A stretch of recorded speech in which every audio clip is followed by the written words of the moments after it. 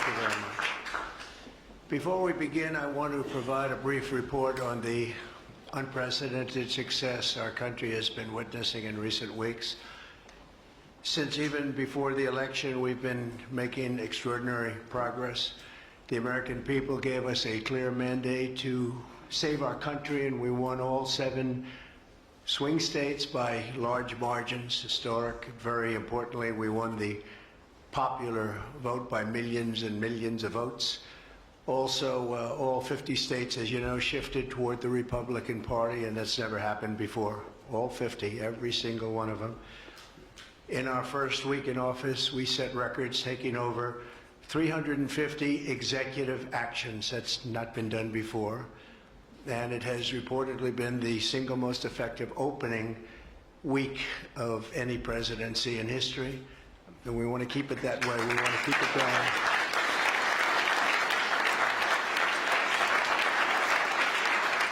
We want to keep it going.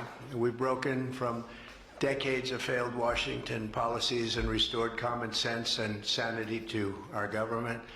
We've unleashed American energy, and we've already achieved record low illegal immigration. As you see, there's nobody trying to get in.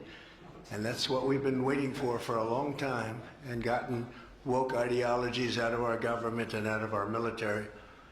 The water has now begun flowing in California as we continue to increase the flow in coming days. Nobody's seen anything like that, and I've also taken strong action to regain control of the Washington bureaucracy. Just for clarification purposes, because it was incorrectly reported yesterday, we have informed the federal workforce, which they've looked to do for many years, that if they're working for the federal government, they must show up to the office on time and on schedule. We don't want them.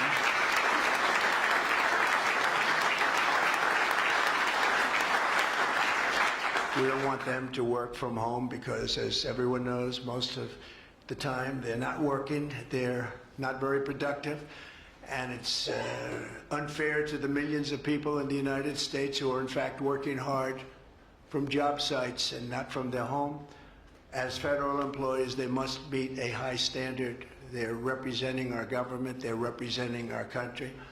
If they don't agree by February 6th to show up back to work in their office, they will be terminated, and we will therefore be downscaling our government, which is something that the last 10 presidents have tried very hard to do but failed. Most of the people we're talking about have not been going to their federal offices in many, many years, from even before COVID. But they have nevertheless been paid. Some have worked, some haven't worked, and most of the studies say that some have just gone through the motions. We may ask these people to prove that they didn't have another job during their so-called employment with the United States of America, because if they did, that would be unlawful. As you understand, a lot of people are getting paychecks, but they're actually working other jobs, so they'll have to prove that to us that they weren't. In any event, we're requiring them to show up to work or be terminated. We think a very substantial number of people will not show up to work, and therefore our government will get smaller and more efficient, and that's what we've been looking to do for many, many decades, frankly.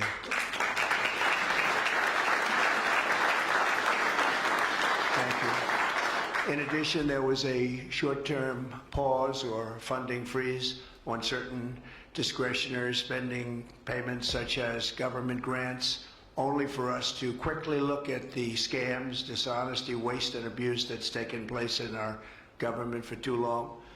As was explicitly stated, this in no way affected Social Security, Medicare, Medicaid, or other entitlements that Americans depend on. I've made abundantly clear from the very first day that I ran from office, that was a long time ago now, that's 2015. If you think about it, I announced in 2015 and we won in 2016. We did very well in 2020, but we did really well just recently.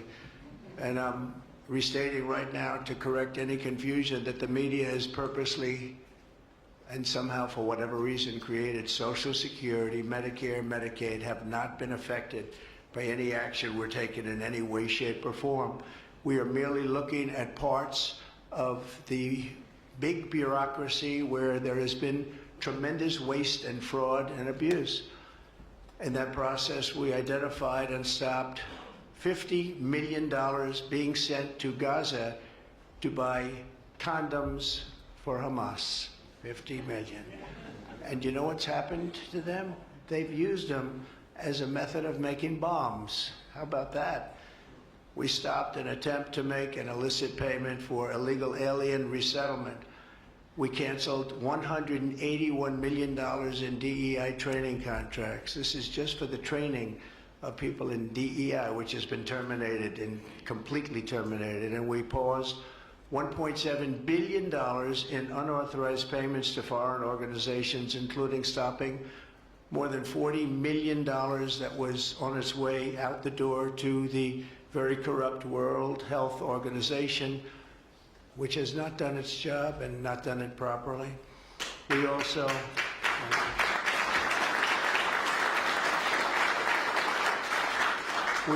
blocked $45 million for diversity scholarships in Burma. 45, that's a lot of money for diversity scholarships in Burma. You can imagine where that money went. These were the types of payments, and many others. I could stand here all day and tell you things that we found, and we have to find them quickly because we want the money to flow to proper places. But these were the payments and types of payments affected by the temporary freeze, and the American people strongly support these efforts. I talked about it during the campaign, and they voted for us in record numbers. Every single day, we're now putting America first and fighting to get the most out of every single tax dollar for our great citizens. We've gathered this afternoon to take another historic action. However, in a few moments, the Laken-Riley Act will become the very first bill that I proudly sign into law as the 47th President of the United States.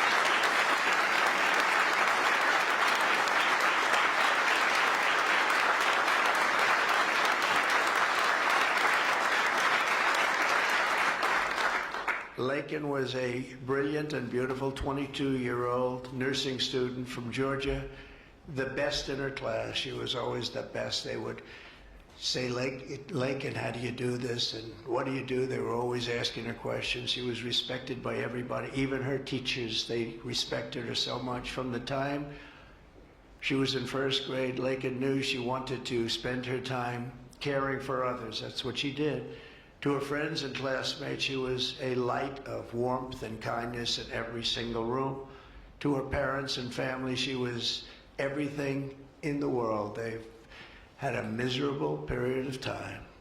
Just after 9 a.m. last February 22nd, Laken went out for a jog on the campus of the University of Georgia, but she was just never returned. She never came back, did she, huh? Parents are here, sister, all of her relatives. While on her run, Laken was attacked, viciously assaulted, beaten, brutalized, and murdered by an illegal alien gang member who was set loose into our country by the last administration. We are deeply honored to be joined today by Laken's parents, Allison and John, and her sister, Lauren. Thank you very much. Thank you.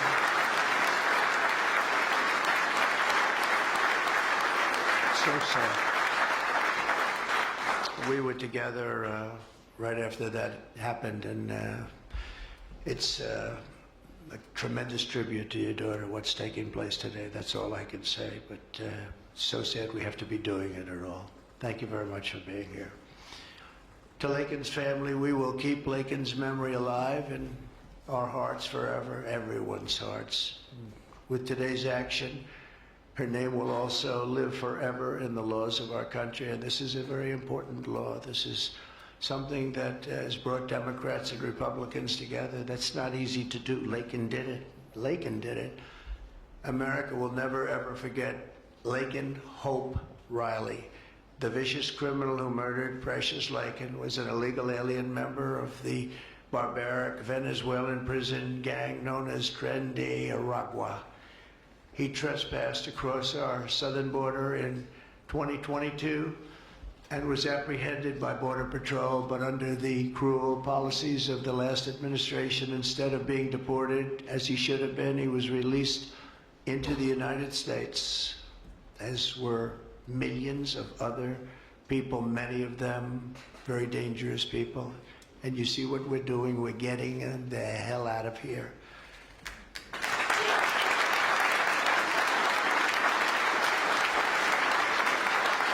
He was soon arrested again in New York City on charges of endangering a child, but because of New York City's deadly sanctuary policies, as we have in California and many other places, which we're ending, we're going to end them, he was released again to reoffend. The Biden administration then provided this illegal alien criminal with a free, taxpayer-funded flight from New York to Georgia, where he was arrested yet again, constantly, this time for stealing from a Walmart along with his gang member brother, who was a bad one. Only after being released a third time by the U.S. law enforcement did this cold-blooded criminal go out in that fateful morning hunting for women on whom to prey. That's what he did. He hunted. It was like a hunter. We're going to show him who the hunter is. This horrific atrocity should never have been allowed to happen. And as president, I'm fighting every single day to ensure that such a tragedy never happens again. We don't want this to happen.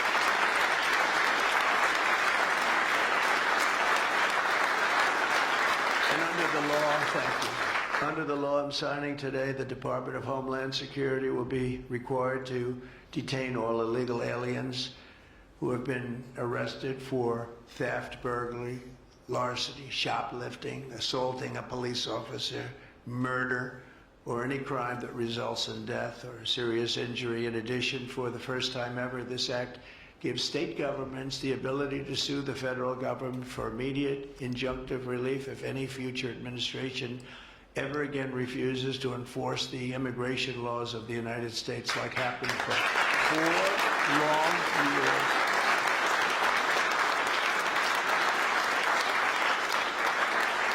And that was happening for 4 long years, frightful years.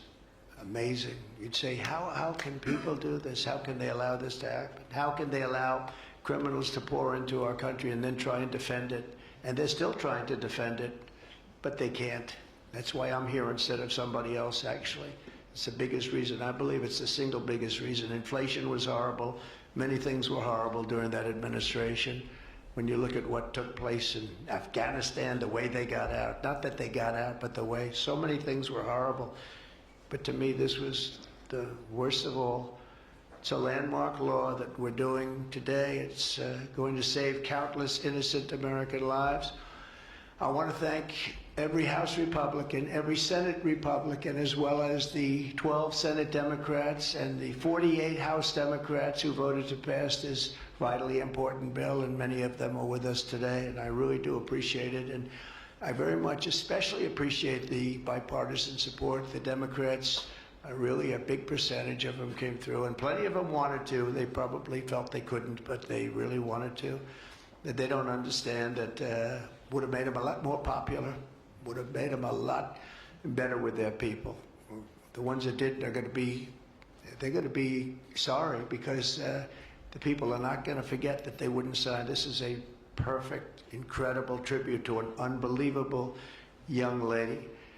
We're joined today by many great supporters of our new strong border policies, and they are indeed strong, including Vice President Vance, thank you, JD, Secretary Scott Bessent, who just got approved, by the way. Where's Scott?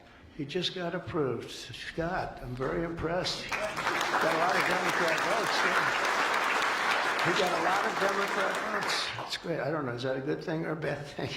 I'll have to think about that. Secretary of Homeland Security, who's going to be fantastic. I know her so well, and I know it's probably not complimentary because she is a woman, but she is tough. Where is she? Where is Christy? Christy, great. Stand up, please. You have such an important job to do.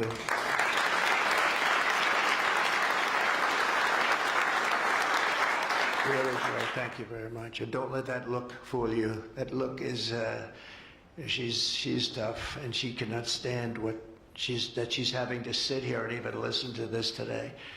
Another one who's done a job like nobody that I've seen in a long time, Tom Homan. He's my friend, but he is something special. He is something special. Yeah.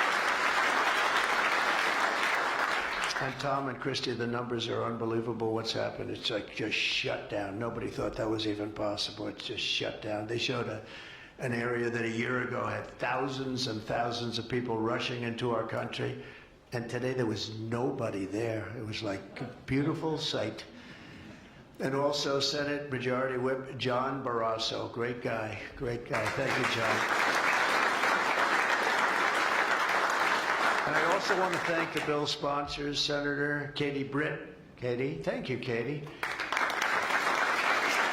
And Congressman Mike Collins. And Mike, you were fantastic from Georgia. He took this.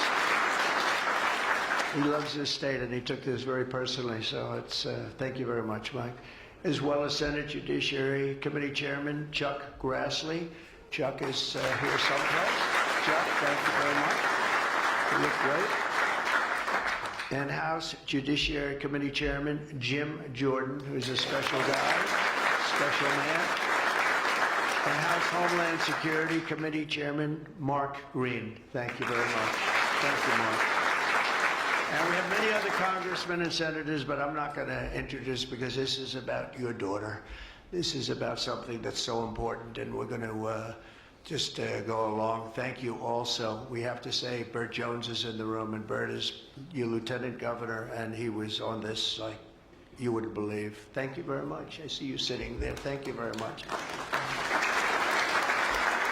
So we have state, local officials, we have law enforcement organizations, we have everybody. Most of them are in the room or represented in the room, and they're incredible people, and I've never seen them come together like they have for this. I've done many of these, not of this kind, but different bills, different passages having to do with many different things, from homeland security to inner security to taxes to 50 different items. I've never seen such support as you have today and as your great daughter has today. So I've never seen anything like it. And we have to thank your daughter for that, because she's going to save a lot of lives. She's going to be responsible for saving a lot of lives.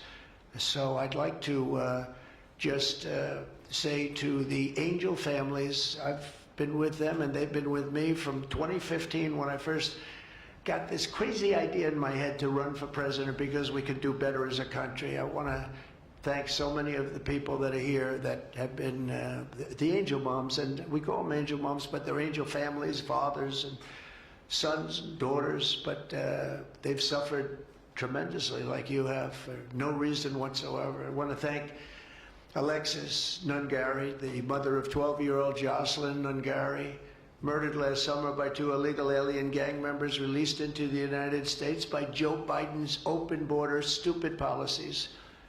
And thank you very much, Alexis. I want to thank you very much. We had an amazing trip, and it was really special to meet you and your family. Appreciate it very much. So sad we have to be here, frankly. And Jocelyn, as you know, is in our hearts as she was then. It was an amazing day we had, a great day. But it was a day of celebration of somebody that unfortunately won't be with us. But she is with us now, you know that. Here also is Patty Morin, the mother of Rachel Morin, killed 2 years ago by an illegal alien who was let into our country by the last administration's ridiculous, weak policies. Open border, can you imagine? When I heard open border, I said, oh, that's terrible. They're going to release their prisons all over the world. They're going to release their prisons into our country. That's exactly what happened.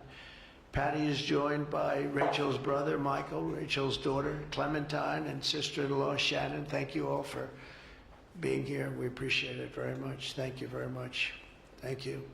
With us as well is the loving family of Kayla Hamilton, a 20-year-old girl murdered in July 2022 by the MS-13 illegal alien gang member who is violent, vicious, and they knew it, and they didn't do anything about it. And I want to thank you to Kayla's mother, Tammy, and her grandmother, Kathy, and her stepfather, Jeremiah, very much. And finally, I want to thank others who have also suffered this horrible scourge that goes on with young people being killed, and other people too, but young people, largely young people being killed. Thank you to Scott Root, the father of Sarah Root, killed at 21 years of age. Think of that, 21 by an illegal alien, shouldn't have been in our country, would have never been in our country if we were here.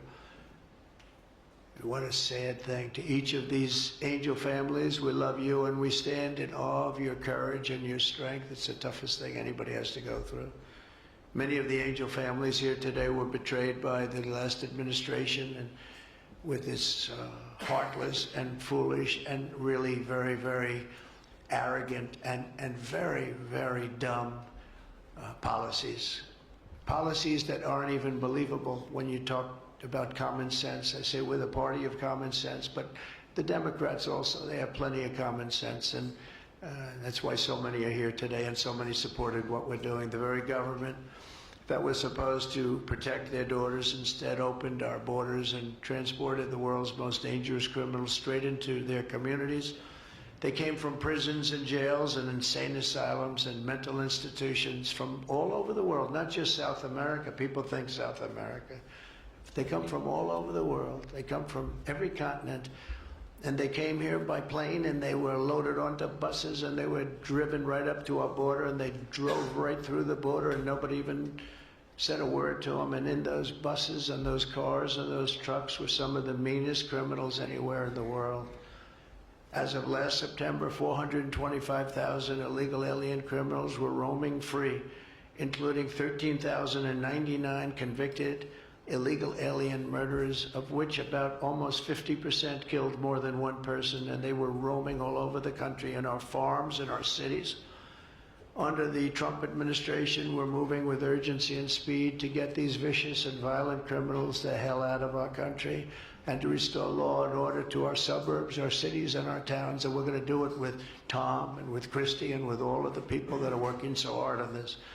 This week, compared to a comparable time a year ago, think of this, the number of illegal border crossers has already fallen by more than 100%. And because the election was coming, they started getting a little bit tougher on the border. They tried to follow our policies, and they did much better, but it still was horrible. The numbers were still horrible, so that's 100% over those. They only did it because of the election, so they knew what they were doing was wrong. And those who do cross the border, and you're seeing that every time, all you have to do is turn on your television set or pick up a newspaper, or read any form of new media, because we have a lot of new media today, fortunately, that's letting the word get out. But they're watching these people be captured and removed from our country. ICE arrests have risen by 15 times in just a short period. And over the past 8 days, the heroes of ICE and Border Patrol, we can never forget Border Patrol. Those people, I've gotten to know so many of them. Our border czar, as you remember, never went to the border and never made a phone call. She was the border czar. She never made one phone call. They went to the heads of border. They went to the heads of ICE. Did you ever get a call? No. And she admitted she never made one call, but she was the border czar.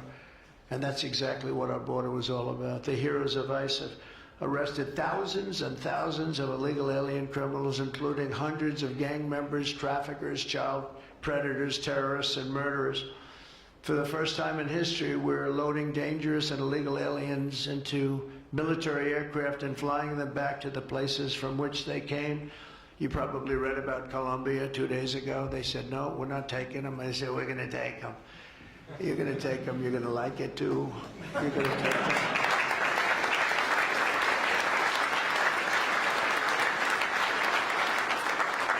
They talked about we're not going to take people that are in shackles. I said, well, but the people that are in shackles are murderers, they're drug lords, they're rapists, they're very tough people. They make our criminals look like very nice people. That's about the only thing that comes out of this. And I say, could you imagine you're a pilot on the plane and you have your co-pilot and you're sitting there and you have 150 people, no shackles, and they like to murder people? This would not be a good flight. So actually, Colombia apologized to us profusely within an hour. based on something I said, meaning you're going to pay tariffs like nobody's ever paid tariffs before, but they actually wanted to terminate his position. They're essentially Congress met and they were very angry with them, but they actually said they were going to send the presidential plane to pick up these criminals and to bring them because they didn't want to inconvenience us or have us do a second flight, and that's what they did. And I appreciate it, and I do appreciate the people of Colombia are wonderful people, and the representatives really acted well, and I appreciated they took back that tough talk. But, you know, we may have tough talk from others, but it's not going to mean anything. They're going to all take them back, and they're going to like it, too. They're going to like it. They're going to take it back, and they're going to like it. Today, I'm also signing an executive order to instruct the Departments of Defense and Homeland Security to begin preparing the 30,000-person migrant facility at Guantanamo Bay. Most people don't even know about it.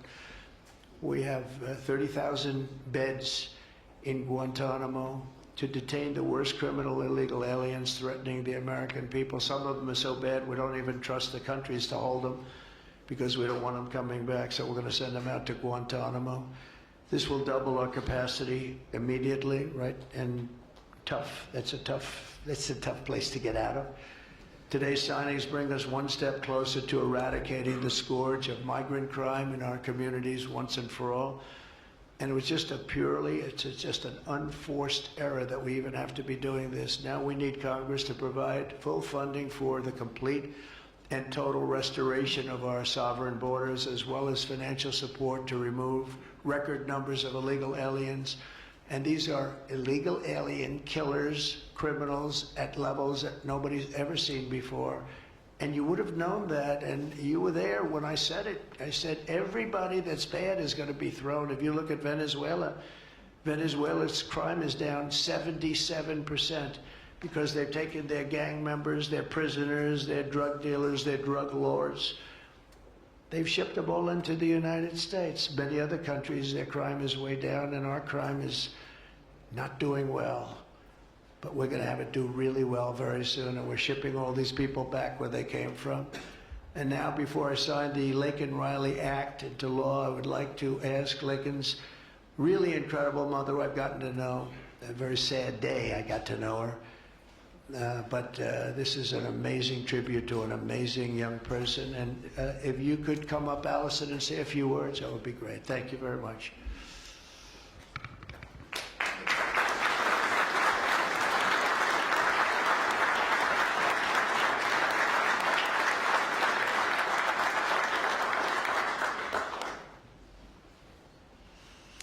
Thank you.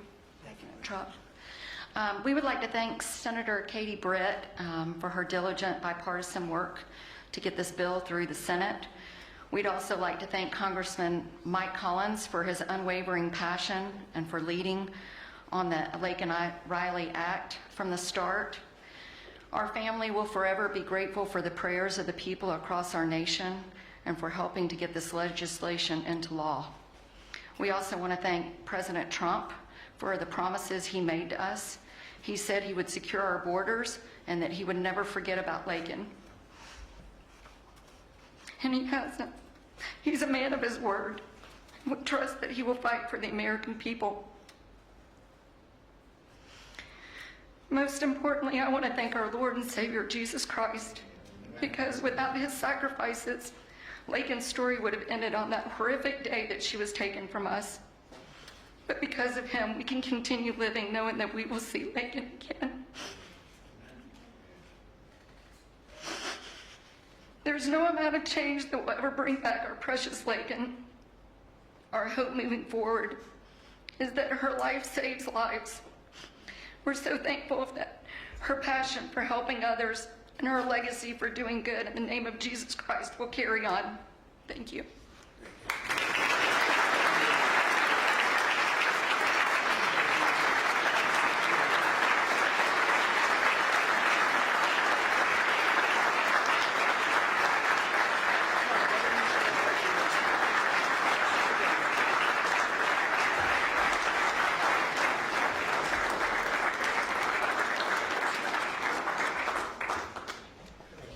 Sign this in honor of Laken-Riley. come on up here, some of the people that we love that have been so instrumental. Okay?